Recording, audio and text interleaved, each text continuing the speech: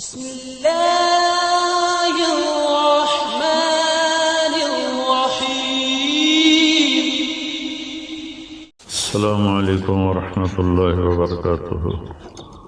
بسم الله الرحمن الرحيم والصلاة والسلام على رسوله الكريم وعلى آله وصحبه أجمعين أما بعد.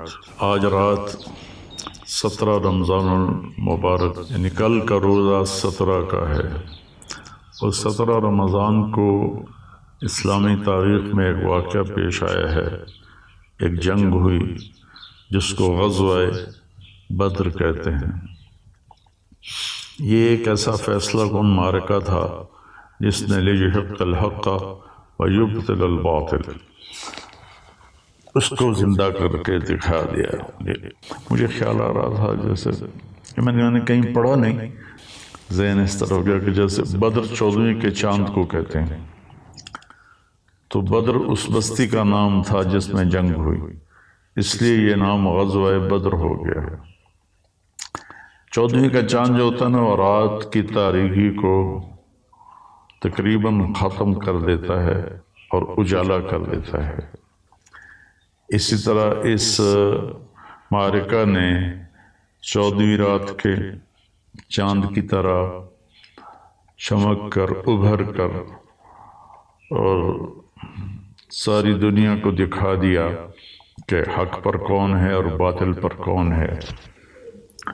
جب ہمارے نبی نکلے تھے بدر کی جنگ کے لیے تو جبریل اسی وقت آ کر آپ کو بتا دیتے کہ آگے قافلہ نہیں ہے، لشکر ہے، تو آپ پوری تیاری کر کے نکلتے. واقعہ کا پس منظر یہ ہے کہ مکے والوں نے اپنے سارے زیورات اور پیسہ اٹھا کر کے دیا ابو سفیان کو کہ جاؤ اور شام سے ہتھیار خرید کر لاؤ، ہم ان کا مقابلہ کریں گے بعد میں. جب یہ شام جا رہے تھے تو اس وقت آپ کو اطلاع ملی، آپ نے خود تو نہیں گئے، دوسرے صحابہ کو بھیجا پیچھے جس کو بدر صغرا کہتے ہیں، تو وہ ابو سفیان نکل گیا. جب وہ واپس آ رہا تھا تو آپ کو بر وقت اطلاع ملی، تو آپ نے پھر پتہ کرایا کہ بھئی یہ قافلہ کہاں ہے، کدھر ہے. آپ نے طلحہ بن عبید اللہ اور سعید بن زید رضی اللہ تعالیٰ عنہما ان دونوں کو بھیجا کہ جا کے پتہ کرو. وہ ایک راستے میں پہنچے اور وہاں سے ان کو اطلاع ملی کہ وہ قافلہ گزر گیا ہے اور صرف اس کے ساتھ 40 آدمی ہیں. 40 آدمیوں کا سن کر آپ نے اس کو ہلکا لیا، بھائی کوئی نہیں، جتنے مسجد میں بیٹھے ہو چلو اور جا کر ان پر دعویٰ بول دیں. تو اس وقت میں یہ کہہ رہا تھا کہ اللہ نے اطلاع نہیں کی کہ میرے محبوب 40 نہیں ہیں، جنگ ہوگی، بڑی تیاری کر کے نکلیں. صرف کئی اتنی اس کی وجوہات ہیں.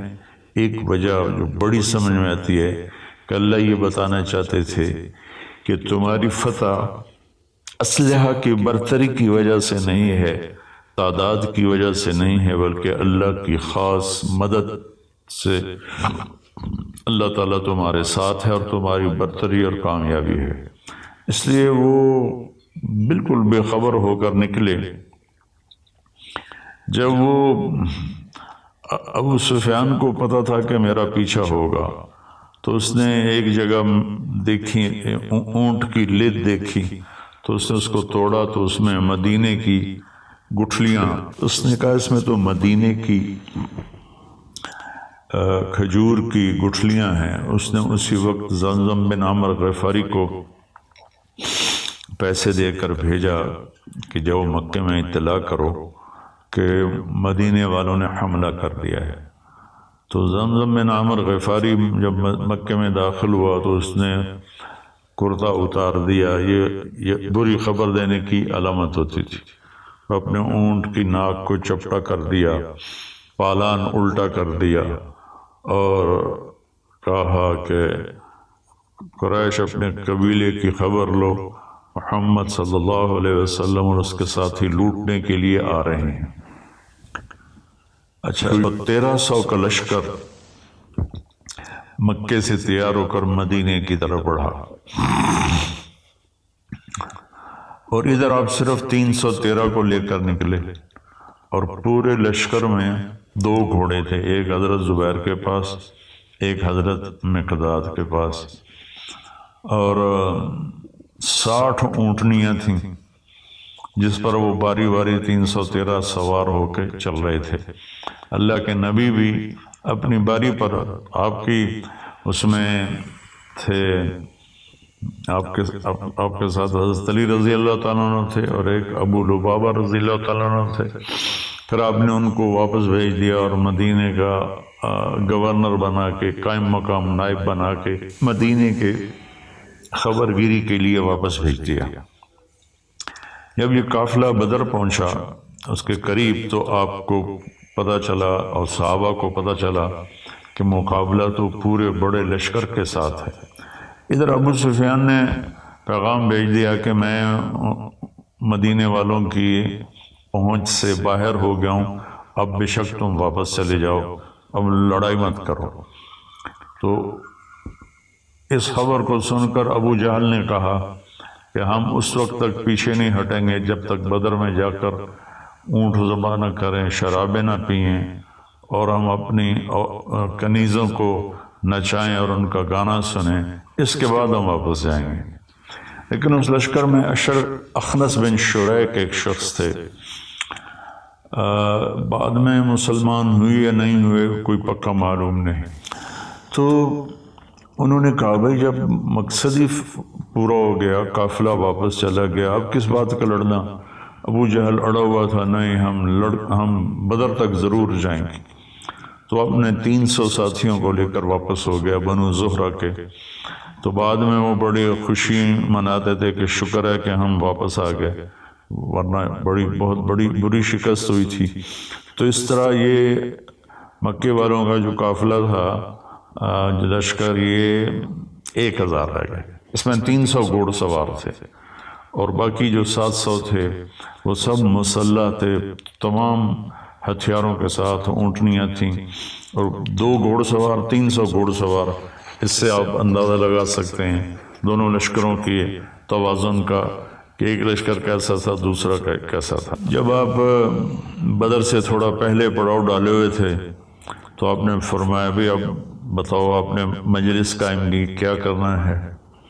لڑیں، واپس جائیں، تیاری کر کے آئیں، یا یہیں سے آگے بڑھ کے حملہ کر دیں؟ تو بعض صحابہ نے کہا یا رسول اللہ ہماری تیاری نہیں، ہماری تیاری مکمل نہیں۔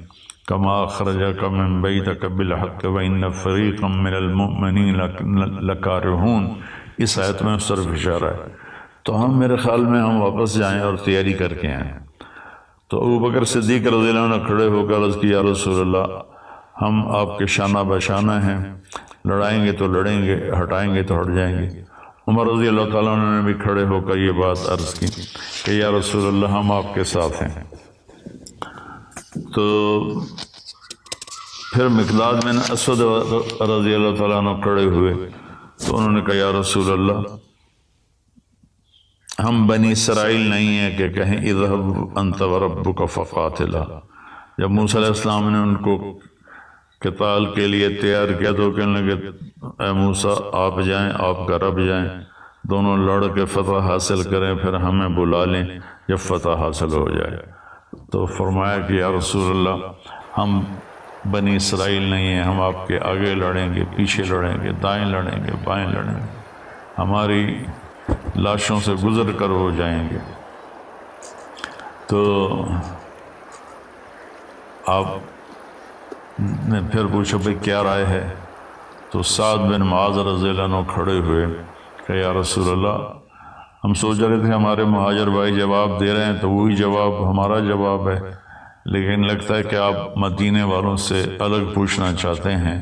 تو ہماری بات یہ ہے کہ سالم من شئتا وقت حبال من شئتا قاتل من شئتا، یا رسول اللہ ہم آپ کے ساتھ ہیں، جس سے جوڑ دیں جڑ جائیں گے، جس سے توڑ دیں ٹوٹ جائیں گے، جنگ کروا دیں بھڑ جائیں گے، سمندروں میں کود جاؤ کود جائیں گے، مدینے کا ایک بچہ بھی پیچھے نہیں رہے گا، برق غماد تک اپنے اونٹنیاں دوڑاتے چلے جاؤ، یمن کے ایک پہاڑ کا نام تھا، تو پیچھے مڑ کے کوئی نہیں دیکھے گا۔ تو اس پر آپ بہت خوش ہوئے، آپ نے فرمایا کہ اللہ کی مدد ہمارے ساتھ ہے۔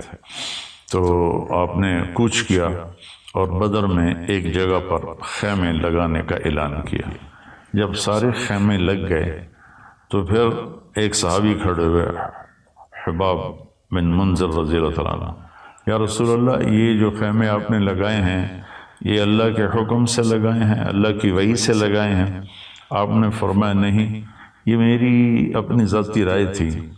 تو حباب بن منذر کہنے گے یا رسول اللہ یہاں خیمے لگانا ٹھیک نہیں ہے، وہ فلاں جگہ ہم پانی کے قریب ہو جائیں گے، ہم اونچائی پر ہوں گے، دشمن نچائی پر ہوگا، تو ہم ان پر قابو پا سکتے ہیں۔ تو اب جبریل آئے اور عرض کیا رسول اللہ، اللہ تعالیٰ فرما رہے ہیں جیسے حباب بن منذر نے کہا ہے ویسے کیا جائے۔ اچھا، اب آپ اس میں سارے حضرات جو سن رہے ہیں غور کریں کہ اللہ نے پہلے کیوں نہیں بتا دیا وحی کے ذریعے کہ یہاں خیمے ٹھیک نہیں ہیں، وہاں ٹھیک ہے۔ یہ ایک خوبصورت سنت کو وجود دیا کہ چھوٹا بھی بڑے کو رائے دے سکتا ہے، اور بڑا اپنے چھوٹے کی رائے پر غور کرے۔ وہ یہ نہ کہے تم کیا پدی کا شعور بات، کل تسی جمے ہو تے آج سانو تسی نصیحتاں کر رہے ہو، اس سے بڑے بڑے نقصان ہوئے۔ تو اس میں ایک بڑا خوبصورت نقطہ ہے کہ والدین اپنے بچوں کی بات سنیں، ان کو صرف بچہ نہ سمجھے۔ بعض اوقات بچے کے منہ سے ایسی بات نکل جاتی ہے جس میں سب کے لیے بھلا، فائدہ اور نفع ہوتا ہے۔ تو خیر بات لمبی نہ ہو جائے، جبریل نے کہا یا رسول اللہ وہاں خیمے، تو آپ نے سارے خیمے وہاں اکھاڑے۔ اگلے دن جمعے کا دن تھا، آپ نے صفوں کو ترتیب دیا، آپ نے مہاجرین کا جھنڈا حضرت علی رضی اللہ تعالیٰ عنہ کو دیا، اور انصار کا جھنڈا آپ نے سعد بن معاذ رضی اللہ تعالیٰ عنہ کو دیا۔ اس کو کہتے ہیں رایا، چھوٹا جھنڈا، اور بڑا جھنڈا عالم جس کو کہتے ہیں، اور عربی میں لواء کہتے ہیں، وہ آپ نے مصعب بن عمیر رضی اللہ عنہ کو دیا۔ وہ سفید رنگ کا تھا، وہ سینٹر میں تھا، درمیان میں تھا۔ تو پھر آپ نے صفوں کو ترتیب دیا اور دے رہے تھے کہ ہوا کا جھونکا آیا۔ حضرت علی نے پوچھا یا رسول اللہ یہ کیا ہے؟ تو آپ نے کہا جبریل آ گئے ہیں 500 فرشتوں کے ساتھ۔ پھر دوبارہ ایک ہوا کا جھونکا آیا۔ پھر حضرت علی نے پوچھا یا رسول اللہ یہ کیا ہے؟ تو آپ نے فرمایا میکائیل آ گئے ہیں 500 فرشتوں کے ساتھ، 1000 فرشتے، انی ممدکم بألف من الملائکۃ مردفین اذ تستغیثون ربکم فاستجاب لکم انی ممدکم بألف من الملائکۃ مردفین۔ تو ہم 1000 فرشتے تمہاری مدد کے لیے بھیجیں گے۔ اس کے بعد آپ نے فرمایا جب تک ادھر سے پہل نہ ہو جنگ نہیں کرنی ہے، جب تک ادھر سے وہ نہ ہتھیار اٹھائیں اور قریب نہ آئے تو انہیں تیر نہیں چلانا۔ یہ کہہ کر آپ اپنی صف میں تشریف لائے اور صفوں کو ٹھیک کرنے لگے۔ تو سواد بن غزیہ رضی اللہ تعالیٰ عنہ وہ تھوڑا سا آگے نکلے ہوئے تھے، تو آپ کے پاس تیر تھا، آپ نے یوں چکو کر کا سواد صف کے برابر کھڑے ہو۔ وہ کہنے لگے یا رسول اللہ آپ نے تو مجھے تکلیف پہنچائی، مجھے بدلہ دیں۔ آپ حیران بھی ہوئے، تو آپ نے سے اپنا کرتا اٹھا دیا کہ لو بھی تم بھی تیر مار لو۔ تو جلدی سے آپ کو لپٹ گئے اور آپ کے پیٹ کا بوسہ لیا کہ یا رسول اللہ لگتا ہے آخری مارکا ہے میرا، شہادت سے پہلے میرے لب آپ کے جسم مبارک کو چھو جائیں، اس لیے میں نے یہ کیا۔ اور پھر ایسا ہی ہوا، سواد بن غزیہ اس لڑائی میں شہید ہو گئے۔ تو جنگ سے پہلے شاہ سوار نکلتے تھے جنگ کرنے کے لیے۔ درمیان ادھر سے عتبہ بن ربیعہ اور ولید بن عتبہ اور شیبہ بن ربیعہ ایک ہی خاندان کے، 2 بھائی 1 بھتیجا بیٹا۔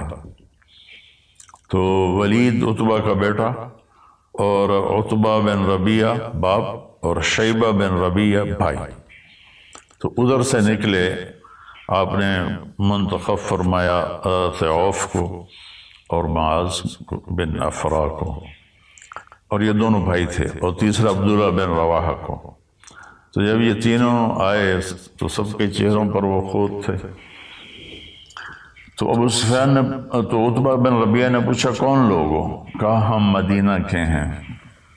تو کہنے لگا اے محمد، ہمارے مقابلے میں ہمارے جوڑ کے بھیجو، ہم ان سے نہیں لڑنا چاہتے، یہ تو سیدھے سادے لوگ ہیں۔ تو آپ نے تینوں کو واپس بلایا اور فرمایا حمزہ اٹھو، علی اٹھو، عبید اٹھو۔ یہ سارے آپ کے خاندان کے تھے، حمزہ چچا تھے، علی چچا زاد بھائی تھے، حارث تایا زاد بھائی تھے، حارث آپ کے سب سے بڑے تایا تھے۔ عبد المطلب کے 15 بیٹے ہوئے، ان میں سب سے بڑے حارث تھے، یہ ان کے بیٹے تھے، عبید بن حارث۔ تو یہ تینوں حضرات آگے بڑھے۔ تو عتبہ نے پوچھا کون ہو؟ کہا حمزہ بن عبد المطلب۔ تم کون ہو؟ کہا علی بن ابی طالب۔ تم کون ہو؟ کہا عبیدہ بن حارث بن عبد المطلب۔ تو کہنے لگا اب ٹکر کا مقابلہ ہے، اب جوڑ صحیح پڑے گا۔ تو یہ تینوں ایک طرف کے دوسری طرف کے شاہ سوار آپس میں بھیڑے، تو حضرت حمزہ رضی اللہ تعالیٰ نے عتبہ کو قتل کر دیا، اور حضرت علی رضی اللہ تعالیٰ عنہ نے ولید کو قتل کر دیا، اور حضرت عبیدہ رضی اللہ تعالیٰ عنہ اور شیبہ کی لڑائی ہوئی جس میں ان کا پاؤں کٹ گیا حضرت عبید کا، اور وہ گر پڑے۔ تو حضرت حمزہ اور حضرت علی رضی اللہ تعالیٰ عنہ علیہ السلام انہوں نے آگے بڑھ کے شیبہ کا بھی سر اڑا دیا، اور حضرت عبید کو اٹھا کر لائے تو انہوں نے اللہ کے نبی کے قدموں پہ سر رکھ دیا کہ یا رسول اللہ الست شہیداً، کیا میں شہید ہوں؟ آپ نے کہا بلا وانا علیک شاہد، بالکل تو شہید ہے اور میں تیری شہادت کی قیامت کے دن گواہی دوں گا۔ پھر کہنے لگے یا رسول اللہ اگر آج ابو طالب زندہ ہوتے تو ان کے اس شعر کا میں زیادہ حقدار تھا۔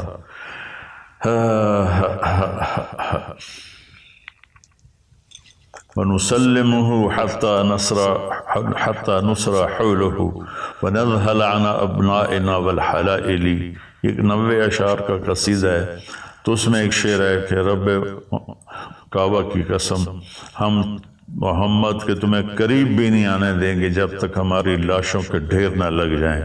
تو آپ نے کہا تم ٹھیک کہتے ہو۔ میں ایک دفعہ گیا تھا تو ایک دیہاتی عرب سے سلام دعا ہو گئی، تو میں نے کہا میں حضرت عبید کی قبر دیکھنا چاہتا ہوں۔ تو انہوں نے کہا مجھے پتہ ہے، میں آپ کو لے چلتا ہوں۔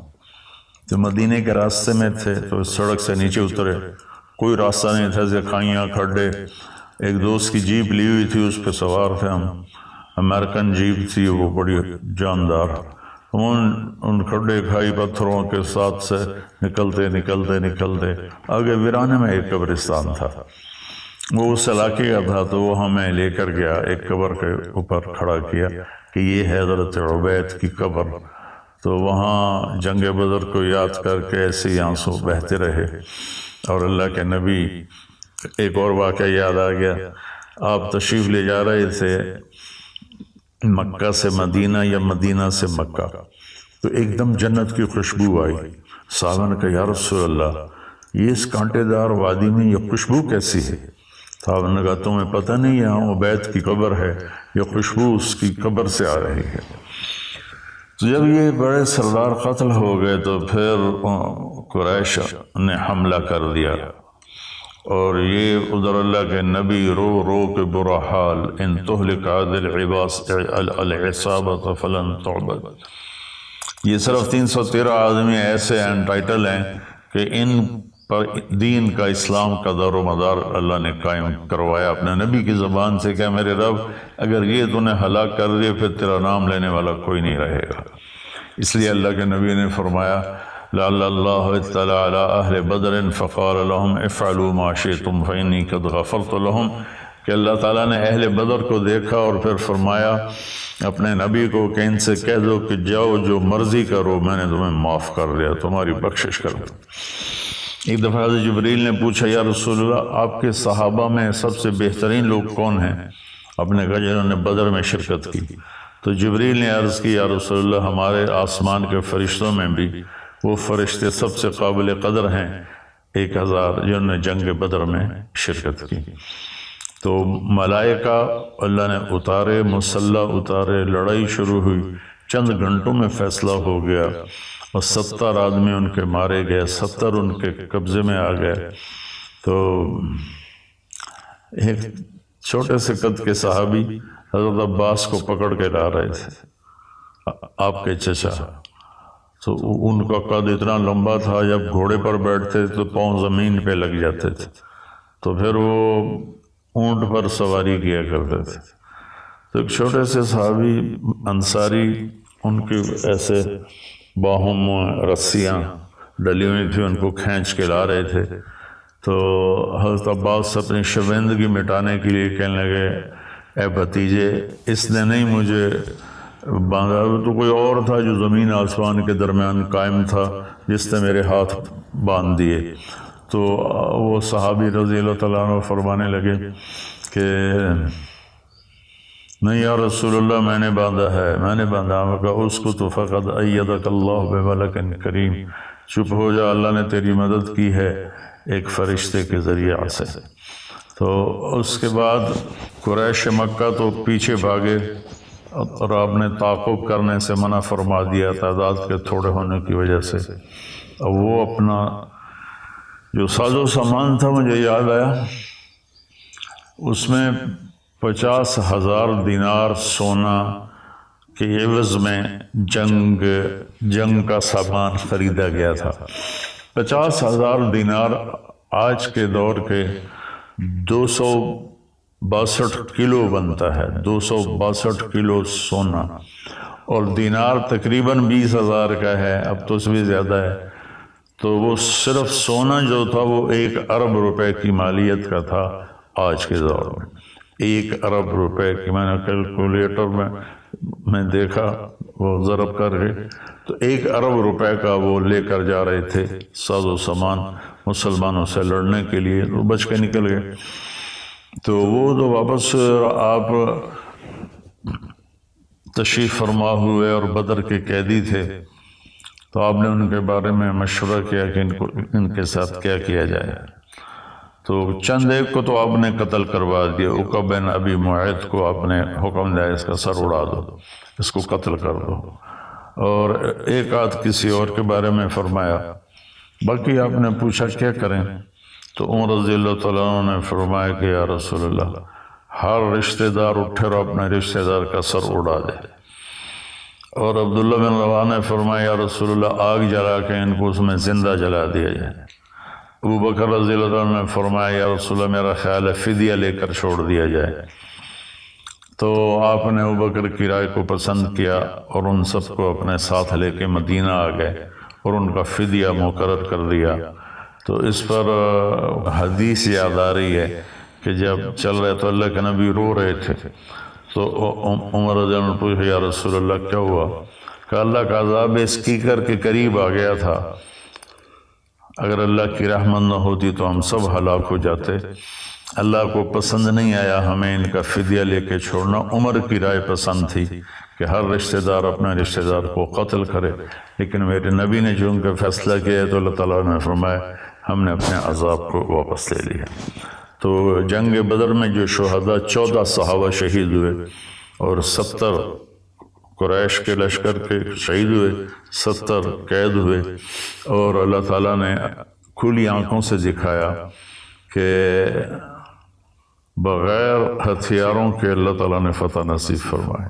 2 گھوڑے 300 گھوڑے کوئی مقابلہ ہے، 8 تلواریں اور ادھر 700 تلواریں تھیں، کوئی مقابلہ ہے، 8 اور 700 کوئی مقابلہ ہے، باقی چھوٹے نیزے پکڑ کے جنگ کی اور اللہ تعالیٰ نے اپنے فضل و کرم سے فتح نصیب فرمائی۔